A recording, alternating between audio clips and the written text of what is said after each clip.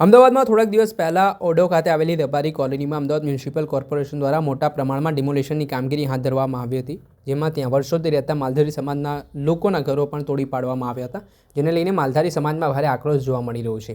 આ બાબતને લઈને રાજકીય નેતાઓ પણ એક્શન મોડમાં જોવા મળી રહ્યા છે।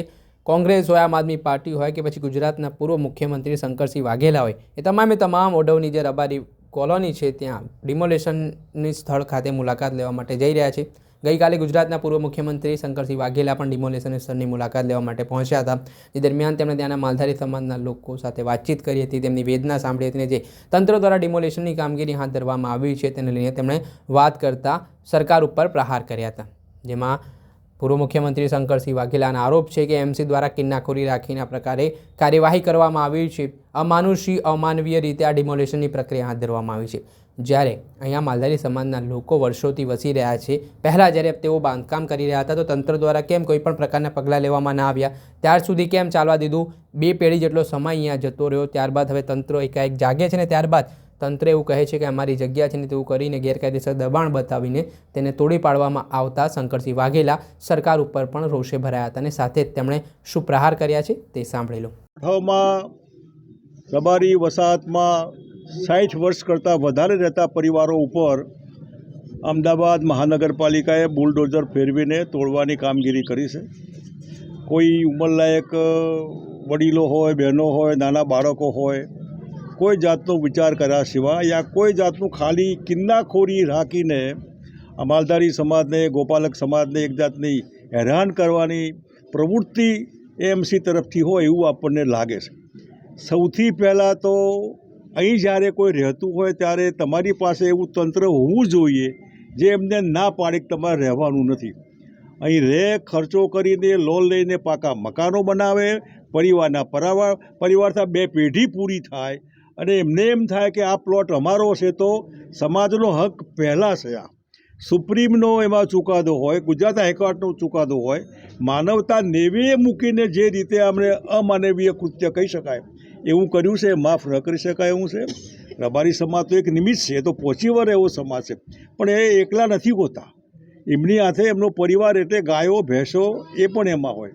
એ સમાજ પણ માણસ છે, એ બી ગમે ત્યાંથી ગ્રામ્ય વિસ્તારમાંથી અમદાવાદ શહેરની પબ્લિકને સારું ચોખ્ખું દૂધ પૂરું પાડવા માટે આવ્યા હોય। એટલી ડેરીથી દૂધ ન ચાલે એટલે એમાં પૂરક રીતે અને એમાં એકમાત્ર આધાર એમનો પશુપાલન હોય એટલે સ્વાભાવિક છે જે તે વખતે શહેરનો વેરાન વિસ્તાર કોઈ રણીધણી નહોતું ત્યારે આ વિસ્તારને એમને સાચ્યો છે।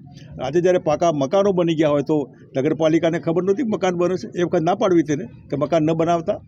સરકારે આ સગવડ આપવી જોઈએ, જેમ જશોદરનગર પહેલાં આપેલું, અમરેવાડી એવી આ કોલોની ડેવલપ કરો। તમે વિકલ્પ આપીને પછી કહો તમે આ ના કરો સારું, પણ જ્યારે આટલા મકાન 50 વર્ષથી મકાન બને, લગભગ 15, 20, 25 લાખ ખર્ચો થયો હોય, ક્યાંક લોન લીધી હોય, ઉછીના લીધા હોય, એટલે અમાનવીય કહી શકાય એવા કૃત્ય છે। હું માનું ત્યાં સુધી જ્યારે ગાયો ભેંસોને કાઢવાની વાત કરી ત્યારે પણ કેટલાક સમાજના આગેવાનો મૌન રહ્યા હતા, આમાં પણ મૌન ન રહેવાય।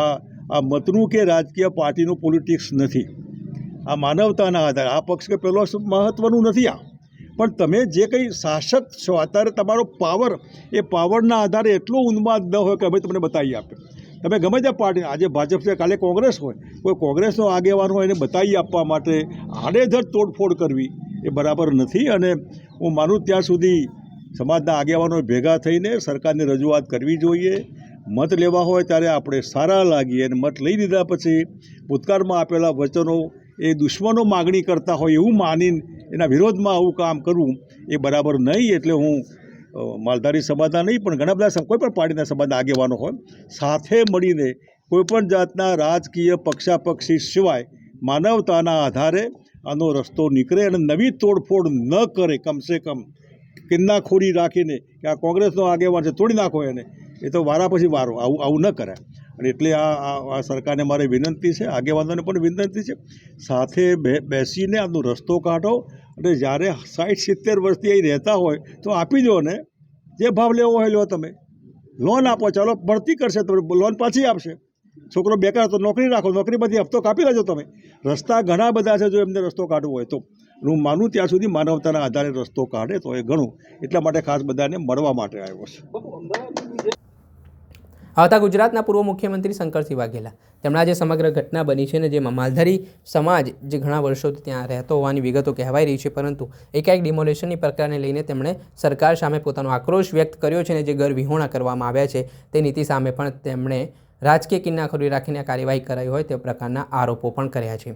એટલું જ નહીં, તેમણે માલધારી સમાજના જે આગેવાનો છે તેમને સલાહ આપી છે કે આ મામલે તેઓ મુખ્યમંત્રીને રજૂઆત કરીને જે ઘટનાક્રમ બન્યો છે, જેવી રીતે અહીંયા ઘરો ડિમોલાઇઝ કરવામાં આવ્યા છે તે બાબતે પણ તેમણે આ મામલે કોર્પોરેશન સામે આરોપો કર્યા હતા. ને જ્યારે ઘણા વર્ષોથી અહીંયા લોકો રહી રહ્યા છે તેમણે પાક્કા બાંધકામો કરી દીધા. કેટલાક લોકોએ લોનો લઈને પોતાના ઘરો બાંધકામ કરાવ્યા, પરંતુ એક ઝાટકે ઘરો તોડી દેવામાં આવતા શંકરસિંહ વાઘેલાએ બાબતે નારાજગી પણ દર્શાવી હતી. દર્શક મિત્રો, એન કવરેજ ન્યૂઝને આપ લાઇક કરી લો, સબસ્ક્રાઇબ કરી લો અને શેર કરવાનું ભૂલતા નહીં.